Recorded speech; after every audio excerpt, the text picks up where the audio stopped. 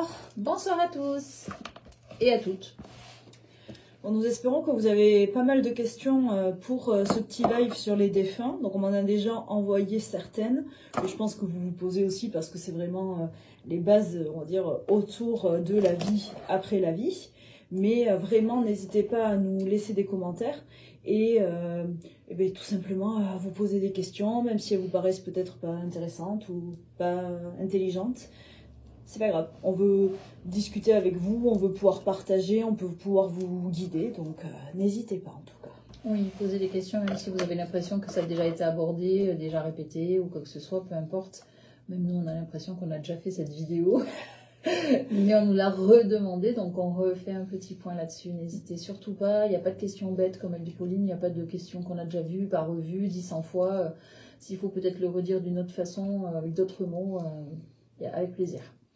Donc on voit que vous êtes 4, on va attendre un petit peu le temps de vous laisser vous reconnecter afin de partager. Et puis voilà, surtout si vous avez des questions, vous n'hésitez pas, vraiment, parce que ça sera plus vivant, hein, c'est quand même plus sympa. Coucou jolie Ève, j'ai pensé à toi ce matin. Regarde, j'ai mis mon petit collier et j'ai pensé à toi. Est-ce que déjà, moi je pense à un truc qu'on avait dit toutes les deux, est-ce que tu penses pas qu'il faudrait refaire un point sur tout ce qui est esprit, âme et du coup incarnation? Parce que souvent on confond l'esprit et l'âme, qu'est-ce que ça devient, où est-ce qu'on va, comment est-ce qu'on fait voilà. Je pense que ça peut vraiment être aussi le thème de ce soir. Ouais. Faire bien la différence entre, c'est comme si on donnait la définition de qu'est-ce que c'est qu'un défunt en fait. C'est ça. Déjà expliquer aussi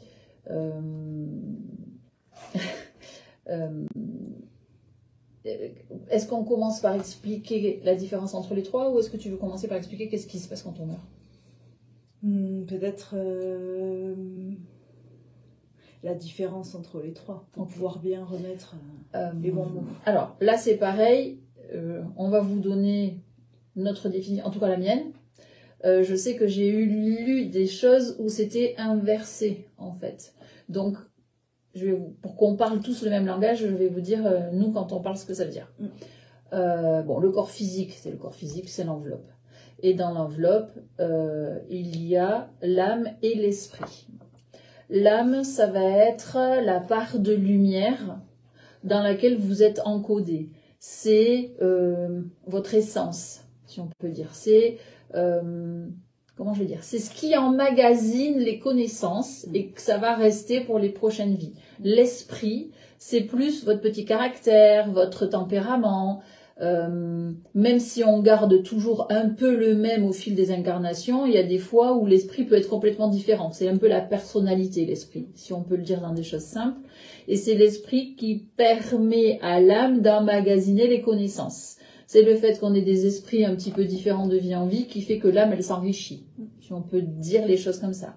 Et c'est pour ça qu'avec Pauline, on vous dit tout le temps, on ne devrait pas dire passeur d'âme, mais passeur d'esprit. Parce que l'âme, vu que c'est la partie lumineuse, c'est la réserve de lumière, en fait, parce que la lumière, c'est la connaissance et l'amour. Donc, la lumière, en fait, dès qu'on décède, hop, elle repart. Ouais. Elle repart à sa source, elle repart à la lumière. Et c'est l'esprit qui va rester là, ou pas, mais qui va rester pendant un petit moment et après va partir, ou va rester bloqué là selon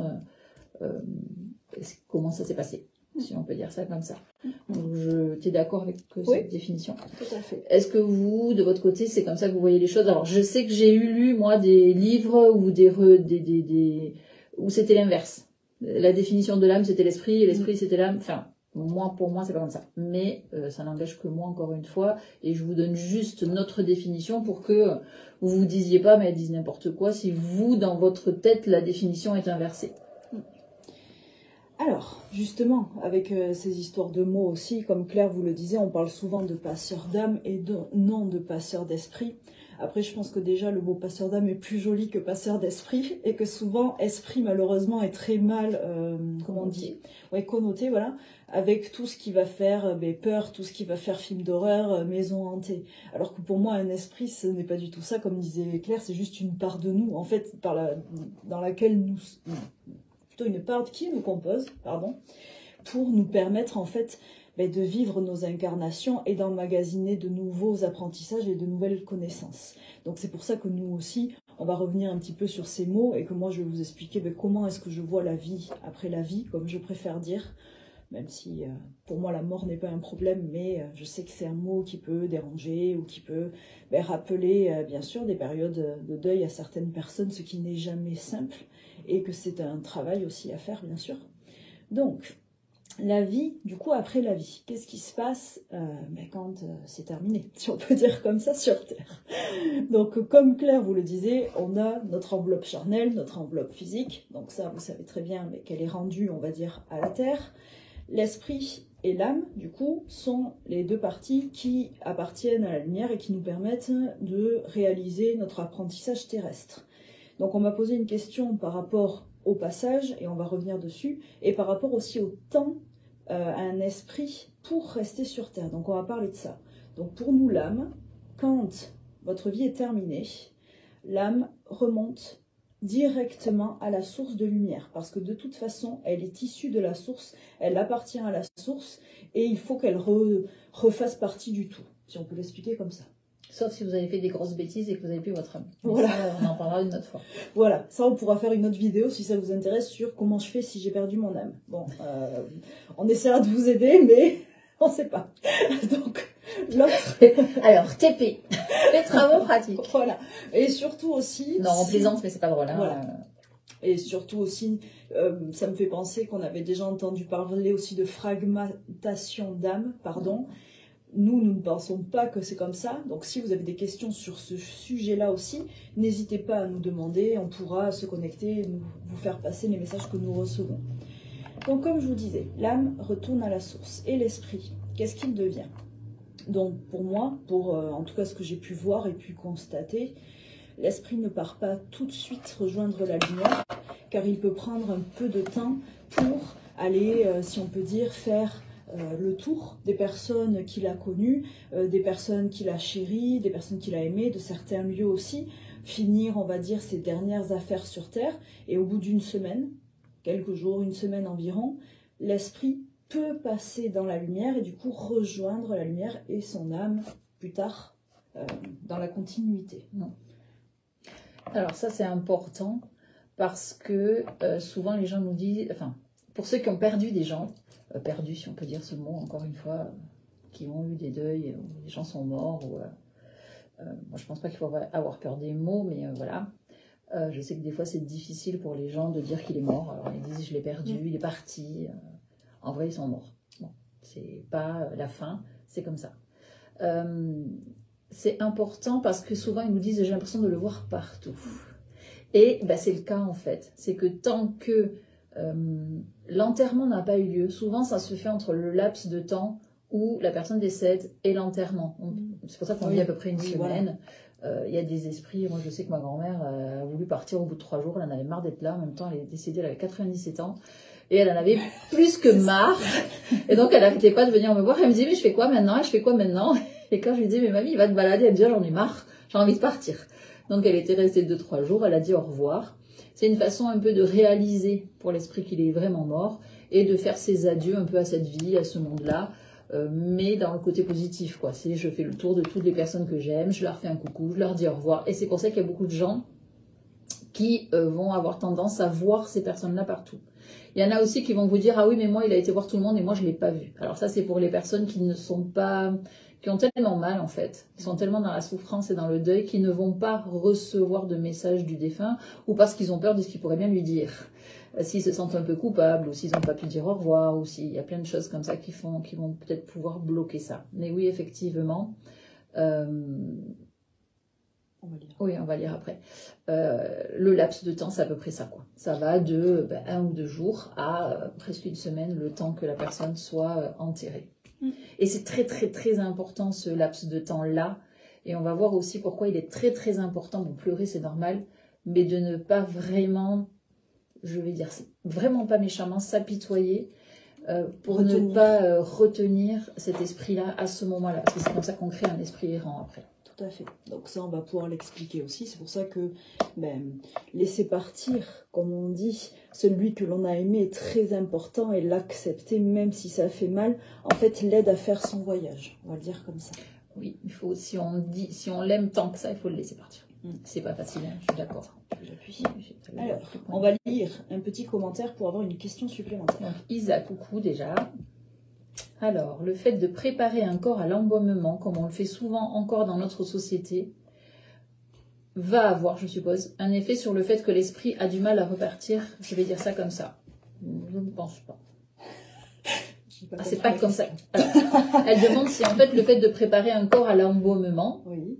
comme on le fait souvent dans notre société, embaumer un corps, Oui, comme on c'est fait normal. tout le temps, Oui, d'accord. voilà. Oui, ok. Est-ce que ça peut avoir un effet sur le fait que l'esprit ait du mal à repartir? Ah non, pas du tout. En plus, ils sont vraiment pas contents. Ça serait un peu bizarre de dire ça, mais... Moi, ils aiment bien qu'ils sont beaux. Oui, voilà, on les prépare, on s'occupe d'eux. C'est vraiment la dernière, comment je veux dire, le dernier acte même de toucher, même si je sais que pour vous, ils sont plus là. Mais c'est très important. Moi, je sais que dans mon ancienne vie d'aide-soignante, j'ai aidé aux toilettes mortuaires, je préparais un peu les corps. Et c'était pour moi le moment le plus important. Alors, bien sûr pour le défunt et beaucoup pour la famille. Mais je savais que c'était vraiment comme pour moi lui rendre un dernier hommage. Et vraiment l'aider à faciliter son passage, alors qu'il n'avait pas besoin de moi, qu'il n'avait pas forcément besoin de moi. Mais moi, j'étais contente de rendre ce dernier, je sais pas comment dire, ce dernier honneur, si je peux dire comme ça. Après, peut-être que tu voulais dire aussi peut-être plus le côté un peu momifié. Je comprends ce que tu veux dire, Isa. C'est genre, est-ce que ça les maintient pas dans l'illusion que le corps est encore indemne et que du coup, l'esprit pourrait rester bouclé? Enfin, si je suis bien connectée avec toi, je pense que c'est ce que tu voulais dire.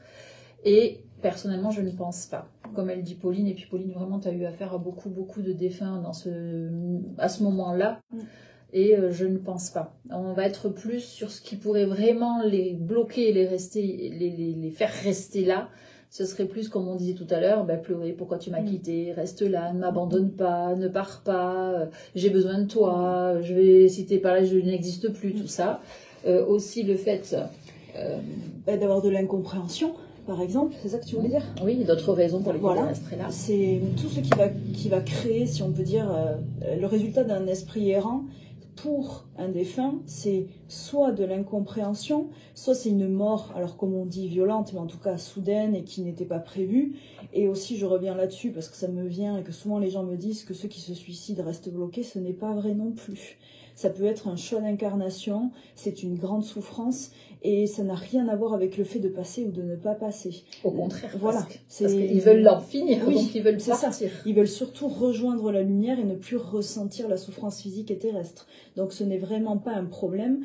Moi, les seuls esprits errants que j'ai vus bloqués, à part pour de l'incompréhension et pour certaines croyances, étaient beaucoup plus liés à la religion, car ils ne pensaient pas pouvoir passer. J'ai eu le cas d'une chrétienne, catholique, et aussi d'un musulman qui ne voulait pas passer dans la lumière parce qu'il ne pensait pas être assez méritant pour rejoindre le royaume de Dieu. Et pourtant, pour moi, ce n'est pas comme ça, et comme on le verra aussi peut-être, il n'y a pas de paradis ni d'enfer. En tout cas, pas comme nous le pensons et comme nous le croyons. Toutes les âmes rejoignent la lumière et tous les esprits également. En tout cas, ceux qui le veulent. C'est toujours pareil, il y a le libre arbitre total dans la lumière. Donc, effectivement, comme elle disait Pauline, on avait vu une fois, oui, une qui était, elle était dans le purgatoire parce que elle trouvait qu'elle n'avait pas été assez bonne catholique et que du coup, elle méritait pas d'aller dans la lumière. Alors que la lumière, il n'y a pas de notion de mérite dans la lumière, justement. C'est de l'amour inconditionnel. Donc, vu qu'on est sur de la réincarnation, et c'est pour ça que la réincarnation ne peut pas fonctionner avec les religions catholiques ou musulmanes ou protestantes ou ainsi de suite, puisqu'il y a cette notion d'enfer et de paradis. C'est-à-dire, si tu n'es pas gentil, tu vas en enfer. Si tu es gentil, tu vas au paradis. Bien sûr, en disant quand même toujours que c'est Dieu qui décide. Mais si on croit à la réincarnation, ce qui est notre cas, on part sur un processus où on revient s'incarner autant de fois que nécessaire afin de devenir la meilleure version de soi. Donc, c'est de l'amour inconditionnel. Si on te laisse autant de chances dont tu auras besoin, vas-y, 50 fois, 100 fois, autant de fois que tu as besoin. Donc, il n'y a pas de jugement. Des fois, les gens nous disent « Ah oui, mais genre, j'espère que lui... la roue va tourner ou de toute façon au moment où il va mourir, mais non en fait, même un serial killer peut aller dans la lumière, ça peut être choquant pour certaines personnes, mais il n'y a pas de jugement. Par contre, quand il va revenir, il y a du karma, il y a d'autres choses et peut-être que ce sera lui la victime dans sa prochaine vie, mais encore une fois, c'est pas à nous de le souhaiter, c'est pas à nous de décider ça. Le suicide coupe-t-il ce processus ? Non. crois qu'on a... Mais je pense Oui, que tu je as pense envoyé que la la question question et on était avait avant. répondu avant. Alors moi, dans les petites questions qu'on m'a posées et que j'ai trouvé bien et intéressantes, puisque souvent on me repose la question, c'est faut-il du coup attendre quand l'esprit est passé, comme on vous a dit, s'il n'y a pas de problème, quand l'esprit est passé pour pouvoir contacter le défunt par la suite. Parce que vous vous doutez bien que lorsque nous passons dans la lumière, nous avons des choses à apprendre, des choses à revoir, faire comme un... Alors j'aime pas ce mot-là, mais pour que vous compreniez, un examen un petit peu de notre vie, pas de conscience, mais vraiment... voilà, de tout ce que nous avons vécu. Comme dit Claire, un débriefing pour connaître notre avancée karmique. Je peux dire comme ça. Oui, parce qu'il ne faut pas oublier qu'on vient avec une liste de choses à valider. Donc en fait, on va refaire le point, on va revoir, par exemple, tu avais l'abandon dans ta liste de choses, voyons comment tu as géré ça, donc on va revoir effectivement des passages de notre vie où on avait ci, on a fait ça, pour pouvoir faire le point pour que dans la prochaine incarnation, soit on réussisse un peu mieux, soit on ne remette pas les choses parce qu'on les a validées. C'est pour ça que moi, souvent, quand on me demande un contact défunt, je ne le réalise. Alors, bien sûr, ça dépend du défunt, ça dépend de comment il est parti, ça dépend de combien de temps il a mis aussi à regagner la lumière. Mais au moins 6 mois minimum, même des fois jusqu'à 1 an. Et je le dis vraiment aux gens, si vous venez me voir pour un contact défunt, au clair, ça ne sera pas avant 6 mois, 1 an. Et même à ce moment-là, comment je veux dire, c'est eux qui décident, on les appelle, ils viennent pas, ils disent ce qu'ils veulent, c'est eux qui communiquent, ce n'est pas nous qui choisissons de toute façon d'établir le contact. Et puis si le défunt que vous souhaitiez contacter ne peut pas venir communiquer, on peut demander à un autre membre de la famille, que vous ayez connu ou pas de toute façon, qui pour venir en fait servir de médiateur ou même un guide sans problème pour faire passer les messages dont vous avez besoin ou pour parler du défunt. Ça aussi, ça m'arrive qu'un autre membre de la famille vienne juste rassurer la personne et lui dire oui, il est bien passé, pas de souci, il est en train de justement faire tout son petit nettoyage, de revoir tout ce qu'il a à revoir et ça va très bien. Donc ça peut être aussi dans ce sens-là. Oui, parce qu'on les appelle, si on les appelle trop tôt. Alors, imaginez, s'il est encore dans l'ascension, on va l'appeler, il va devoir redescendre, remonter. Donc ça, c'est pas du tout bon pour lui. Et c'est surtout que il n'est pas encore prêt, il va pas pouvoir rester longtemps en fait. Il va dire j'ai une petite permission là, il va rester 5 minutes et il pourra pas rester longtemps. Alors il va pouvoir dire je suis bien arrivé, c'est mamie qui est venue me chercher ou maman ou je ne sais pas, mais il pourra pas rester le temps dont vous avez envie en tout cas. Et puis c'est très épuisant pour le médium qui capte aussi cet esprit qui vient de passer dans la lumière, hein, de faire ce genre de contact vraiment. Donc pensez à nous. Alors, qu'est-ce que Annie nous dit? Dans le chamanisme, il existe des rituels de reconnexion avec les parties d'âme lorsque certains traumatismes ont déclenché des ruptures d'âme. Bon, alors Annie, on va peut-être pas rentrer dans ce débat-là parce que moi je ne suis pas du tout d'accord, ou alors c'est peut-être pas le bon vocabulaire, hein, ça c'est possible. Mais les parties d'âme qui explosent, qui sont fragmentées, qui sont non, en fait, une âme c'est une âme. Elle va pas perdre un morceau, elle va pas en perdre un morceau. C'est quelque chose d'indivisible. Oui, c'est de la pure lumière. C'est même pas quantifiable, c'est même pas, on peut pas le toucher. Donc je pense que les gens déjà, quand ils disent rupture d'âme, déjà, je pense qu'ils parlent de l'esprit, et je pense que c'est plus par rapport effectivement quand on a eu des problèmes, des chocs émotionnels, des traumatismes émotionnels, et pour moi c'est l'esprit, c'est pas l'âme. Oui, puis même lié peut-être des fois à certaines vies antérieures, voilà, des traumatismes mais qui sont pour nous liés à l'esprit du coup et pas à l'âme. Il faut que vous imaginiez, comme disait Claire, l'âme c'est vraiment votre essence, c'est votre pure lumière. Quand on fait des connexions pour se connecter à notre âme, c'est notre lumière, c'est que l'amour et que nos connaissances. Donc oui, par contre, au niveau de l'esprit, ça peut arriver, comme vous le savez, qu'il y ait des blocages ou des fragmentations, comme disent les gens. Oui, et puis des fois, là, moi j'ai eu en séance, là, une personne qui est persuadée que chaque fragment, en fait, chaque choc émotionnel, bon ça c'est en psychologie, hein, en psychanalyse, il y a ça, chaque choc émotionnel peut créer une personnalité à l'intérieur de la personne, quoi. Et donc, ça peut créer des voix qui parlent dans votre tête et ainsi de suite, mais qui correspondent à chaque partie. Alors, ça peut être votre petit enfant intérieur, comme disent les gens, ou ça peut être votre ado, ou ça peut être la personne qui a été trompée et qui, du coup, a déclenché un peu cette rupture émotionnelle qui peut créer une double personnalité, parce que c'est pas vraiment comme ça non plus. Mais oui, votre esprit comme s'il se fragmentait, comme si il restait bloqué sur telle ou telle période de sa vie. Mais encore une fois, pour nous, c'est pas l'âme, c'est vraiment au niveau de l'esprit. Alors, une autre question qu'on m'a posée, que je vais te demander de répondre si tu le veux, Claire. Pour toi, lorsque nous passons dans la lumière, y a-t-il des niveaux au niveau des esprits? Première question. Si oui ou non, est-ce que du coup, on retrouve tous les gens que l'on a connus de l'autre côté? Tu as déjà un peu dit, mais... Ok. Alors, dans mes dernières connexions que j'avais faites, c'était assez intéressant. Alors, pas que j'avais pas eu cette info, que j'avais pas demandé, tout simplement. Moi, je suis vraiment plus spécialisée sur les guides que sur les défunts, on va dire ça comme ça. En tout cas, peut-être que c'est ce que je préfère faire, donc c'est pas la même chose. Mais je m'étais connectée là dernièrement avec 2 défunts qui étaient aussi des guides. Donc ça, c'était intéressant. Mais du coup, c'est le même processus pour tout le monde. Donc il m'expliquait que quelqu'un vient vous chercher. En fait, vous partez pas tout seul. C'est qu'on va faire venir quelqu'un pour vous rassurer, justement. Donc, ça peut être un défunt de votre famille, donc papa, maman, la personne qui va vouloir venir vous chercher. Ça peut être votre ex-conjoint si vous êtes veuf ou veuve, peu importe. Quelqu'un de confiance, quelqu'un que vous avez envie de voir, va venir vous chercher. Et ensuite, il va être un peu comme votre référent. C'est-à-dire que c'est lui qui, là-haut, va vous guider, va un peu vous amener à tel endroit, rencontrer des guides, nettoyer avec de l'eau, avec ceci, avec cela. Et donc, il va y avoir tout ce laps de temps, là, des 6 mois, où effectivement, on va reprendre des passages de sa vie, de ceci, de cela, qu'on soit guide ou défunt humain, entre guillemets. C'est pareil, ça c'est le même processus, on fait tout le point. Et ensuite, les guides vont aller dans un endroit qui ne va pas être tout à fait le même que les humains qui doivent encore se réincarner, on va dire plutôt comme ça. Il est bête ce Bernard. Ça veut dire il faut qu'on meure avant toi, je te signale. Merci de nous souhaiter ça. Oui, du coup, donc ces défunts-là, donc on vient les chercher une personne de confiance qui va un peu les coacher, quelqu'un qui sait déjà comment ça se passe. Et ensuite, les guides vont partir au pays des guides, dans une autre vibration.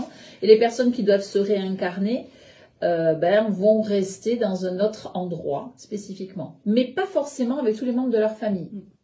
Des fois, moi, je vois en connexion, on va avoir la maman, par exemple, et elle va être avec sa mère, mais le papa, on voit qu'il est à côté.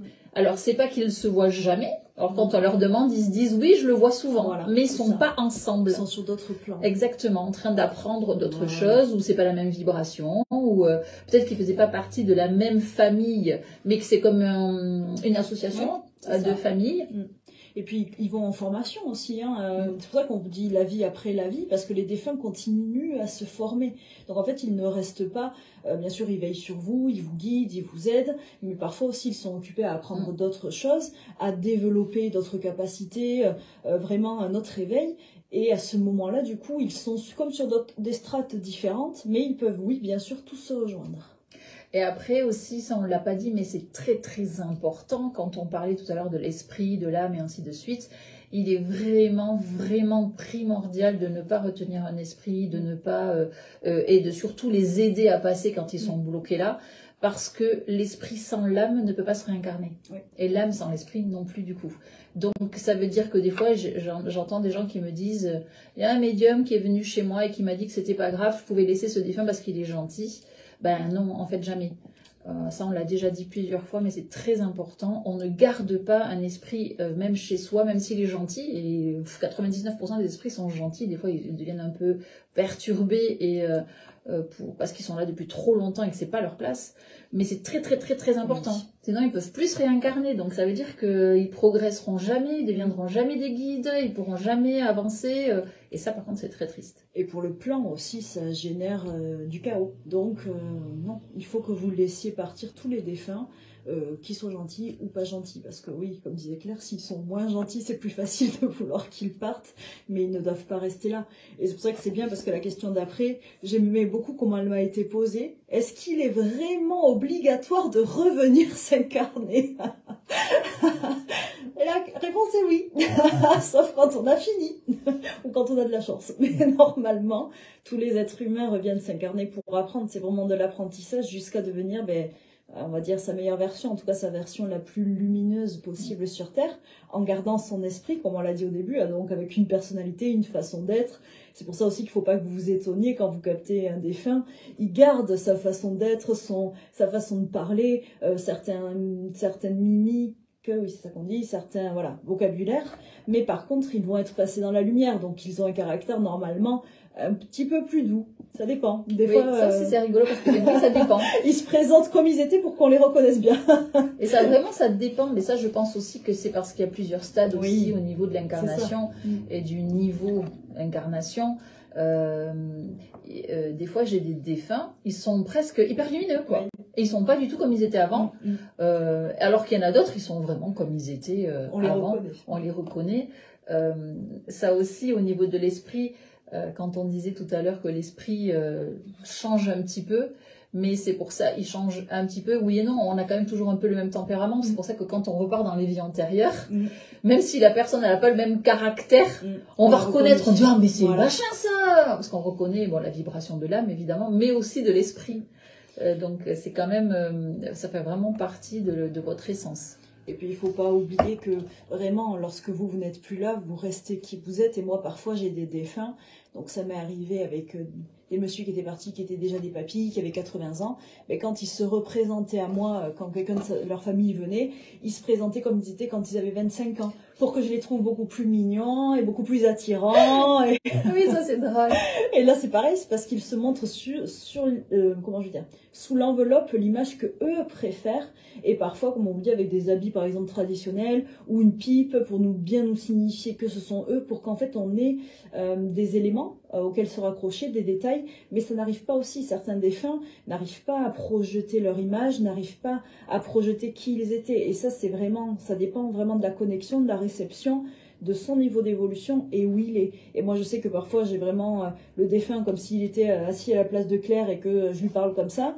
Et parfois, je les sens loin et c'est beaucoup plus compliqué, c'est beaucoup plus brouillon.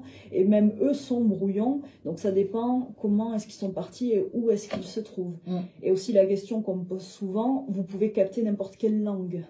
Parce qu'un défunt parle comme par télépathie à l'intérieur de votre tête, et donc vous comprenez tout, même s'il ne parle pas la même langue que vous. Oui, ça c'est drôle. C'est que des fois, il vous parle genre avec un accent. Enfin, vous savez qu'il y a un accent, alors qu'en vrai, il y en a pas. Oui, c'est ça, tout à fait. Parce que c'est le truc, mais et ça nous permet en fait. Mais elle était d'origine machin, elle était étrangère. Oui, ah ben oui, parce que ils nous font ressentir qu'ils ont un accent, mais en vrai, ils en ont plus parce que c'est que de la télépathie. Donc oui. Et alors le coup, oui, des fois, ça m'est arrivé une fois une petite mamie, et genre, j'ai dit mais elle est morte jeune. Elle me dit mais pas du tout, elle est morte, elle avait genre 95 ans, et moi je la voyais comme si elle avait 30 ans. Oui, et parce qu'elle disait ah mais j'étais devenue un vieux truc là, un vieux machin. Elle était trop rigolote cette mamie. Elle me dit oh j'étais moche et tout, alors que quand j'étais jeune j'étais belle. Donc elle venait se présenter comme ça. Elle était vraiment très amusante. C'est ça. Alors, tu veux que je lise le commentaire ? Alors Catherine qui nous demande, j'ai travaillé en unité de soins palliatifs très longtemps, j'ai accompagné beaucoup de patients dans la mort et 99% citent des prénoms en disant sont-ils venus me chercher, c'est très impressionnant. Donc oui, bien sûr que on vient les chercher, donc ils savent qui, et souvent, alors moi pour avoir accompagné aussi beaucoup de patients, j'étais aussi en palliatif, c'est souvent leur maman. Et ça fait bizarre de les entendre la rappeler. Quand la famille est là, aussi, ils ont l'impression de ressentir que l'esprit est là. Et des fois, ça donne une atmosphère étrange à l'endroit, alors que moi, je trouve ça super. Et que même la famille sache que le défunt est bien accompagné et bien soutenu. Donc oui, si certains patients en partant, défunts en partant appellent quelqu'un, ou leur mère, ou leur grand-mère, c'est normal parce que cette personne est vraiment là. Moi, pour avoir assisté à plusieurs décès, ils sont accompagnés, oui, bien sûr. Et c'est parce qu'aussi, comme ils sont en soins palliatifs, en fait, ils sont déjà presque plus là. Oui. C'est comme s'ils avaient encore un pied ici, mais ils sont déjà en conscience modifiée. Donc, effectivement, ils ont la capacité, c'est comme s'ils voyaient déjà à travers le voile. Donc ils voient déjà qui vient les chercher. Donc ça c'est plutôt chouette aussi, c'est plutôt rassurant de savoir qu'ils partent pas tout seuls. Alors, je lis tout le commentaire ou j'explique juste? Alors, comme mon parcours professionnel, j'ai eu le cas d'un patient qui m'a dit être dans un tunnel avec une lumière blanche. Parce que ils vont lire. Non, sur YouTube, t'as pas le... Ah non? Donc soit tu le lis, soit vas-y, lis-le. Alors, Isabelle qui nous demande: au cours de mon parcours professionnel, j'ai eu le cas d'un patient qui m'a dit être dans un tunnel avec une lumière blanche.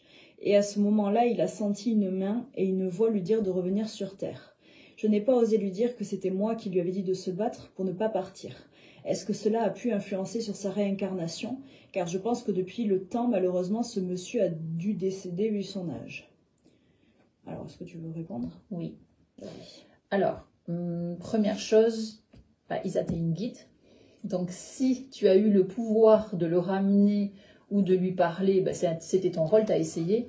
Après, comme on dit toujours, il y a deux choses qui sont écrites et qui sont immuables, c'est l'heure du décès et l'heure de la naissance. Donc, si il n'avait pas fallu qu'il meure à ce moment-là, c'est peut-être que le plan s'est servi de toi pour lui faire comprendre que c'était pas encore l'heure. C'est ça. Mais par contre, si vraiment ça avait été l'heure, tu n'aurais rien pu faire. Donc, écoute, tu as été l'outil du plan pour permettre à ce monsieur de tenir encore un petit peu et que c'était pas l'heure. Oui, tout à fait. Non, bon, c'était pas...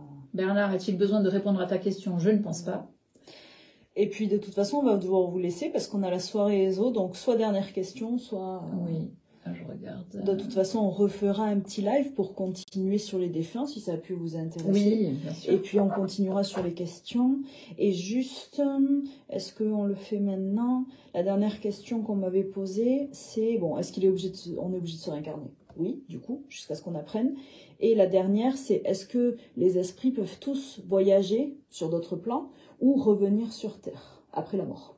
Voyager sur d'autres plans, tu veux dire quoi? Dans d'autres planètes? Dans d'autres dimensions, planètes. Ah, s'incarner ailleurs que sur la Terre? Voyager, genre en astral, en tant qu'esprit. Se balader, apprendre des choses. Alors, là, j'en dirais non.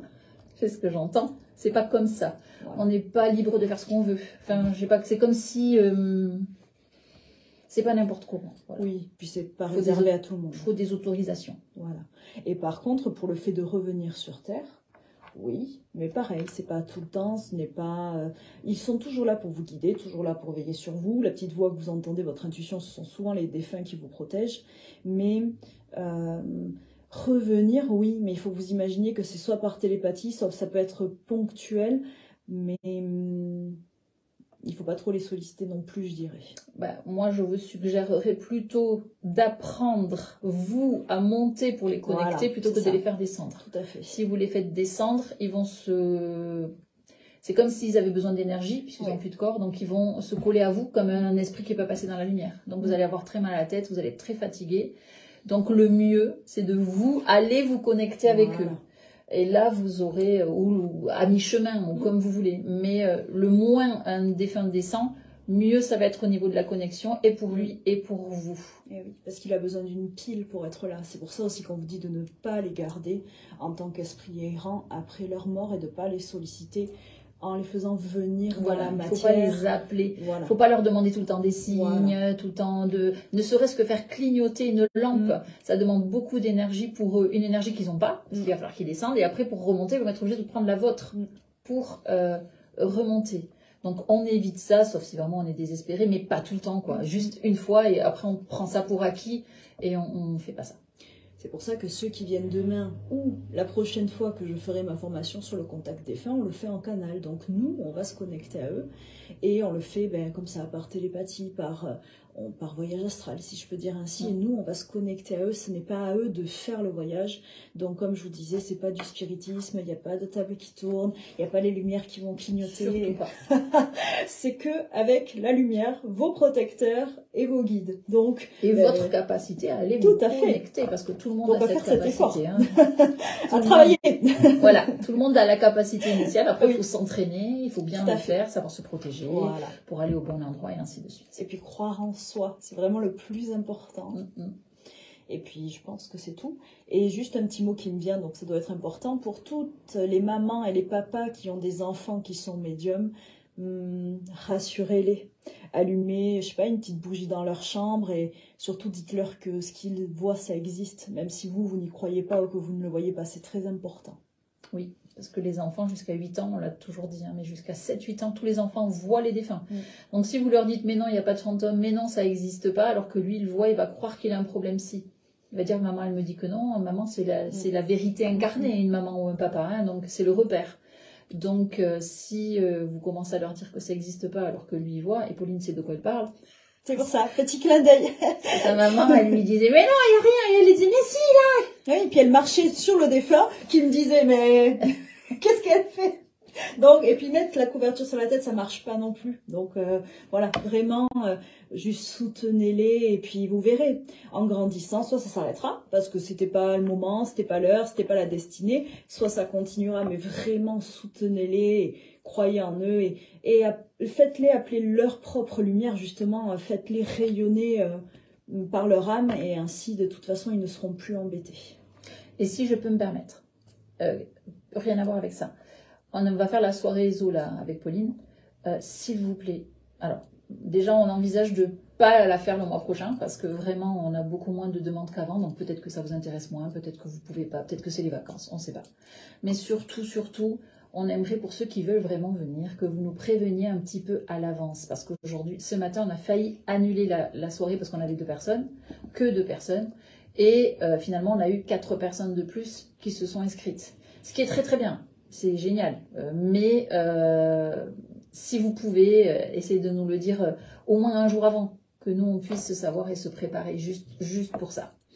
Donc ça, c'est un petit peu le truc. Surtout aussi, on ne le fait jamais, mais s'il vous plaît, ce serait vraiment bien si vous pouvez liker la page. Et pour ceux qui peuvent aussi, qui n'ont pas peur... Liker la vidéo et la page. Oui, pardon, la vidéo, je voulais dire.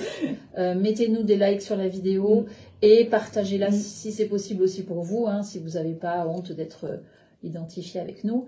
Mais vraiment, c'est très important. Alors ça, c'est des trucs d'humains pour remonter dans les standards et dans les trucs. Mais c'est important si on veut que le maximum de gens aient aussi notre message. C'est ça. Bon, ben on vous embrasse fort. Puis merci à vous. Et puis on vous dit, prochain live, je pense qu'on finit un petit peu sur la vie après la vie. Et puis, voilà. Oui, et puis n'oubliez pas, c'est toujours pareil. Hein, si vous avez des thèmes qui vous... Et des questions. Et des questions qui vous travaillent, et bien vous n'hésitez pas, c'est avec grand plaisir. Voilà. Hein. Comme merci à Jennifer qui m'a envoyé cette petite liste de questions. Bon, j'espère qu'on a bien répondu. Tu me diras de toute façon. Sinon, voilà. Et puis, on vous dit à bientôt. Et puis, merci beaucoup de nous avoir écoutés. De toute façon, au mois prochain, en tout cas pour la visio, c'est sûr. Et puis la soirée ESO, on verra si on a des demandes ou pas. Tout à fait.